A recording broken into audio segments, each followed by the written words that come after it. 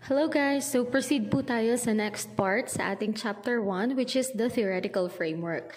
So from the word itself, theoretical. So galing siya sa root word na theory. Ang hahanapin po natin dito ay mga theories, psychological theories po na related sa inyong studies. Bakit kailangan ito? Kasi po unang-una ito ang nagba-back up or nagsusupport sa inyong research. Isa ito sa mga major foundations ng inyong research kung saan nyo siya ibinatay. Meron dapat supporting evidence and these theories are one of the evidences na pwede nyong i-provide para mas maganda ang pagpe-present ninyo ng inyong mga arguments kasi meron kayong mga basis like this. So, ang paghahanap po ng theories related sa inyong studies ay una po ay, alamin nyo muna, basahin nyo munang maigi, paulit-ulit ang inyong title.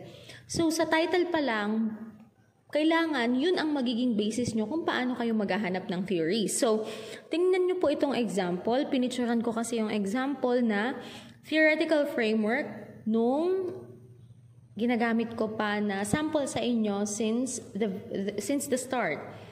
So, yung una is social presence theory, media naturalness theory, media richness theory, system theory. So, ayan, ang paggawa po ng theoretical framework, nakaspecify ang theory, ang specific title or specific name of that theory, and then, kung sino ang proponent nun, sino yung mga tao, or yung tao na nag-propose nun.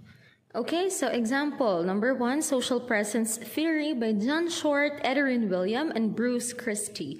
So that means sila yung mga proponent ng theory na yon. So ito namang paragraph, ito naman, dyan na nakapaloob kung tungkol saan yung theory na yon. Yan na yung pinakang explanation, mismong definition na ng theory. You have to cut to the chase, guys. Kailangan ay direct to the point and ganito lang kaiigsi. Or kung kaya ninyo na mas paigsiin pa in your own words, yung definition ng theory na yon, as long as mai-explain nyo siya kung paano siya naging related sa inyong studies.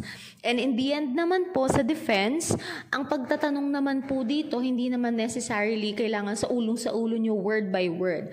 No, it's not like that. Ang kailangan lang po alam nyo kung anong ibig sabihin niya, bakit siya ang kinuha nyong psychological theory as a basis of your research, at paano siya related. How are you going to relate this theory doon sa inyong study? So, yun lang po ang ating theoretical framework. Good luck, guys!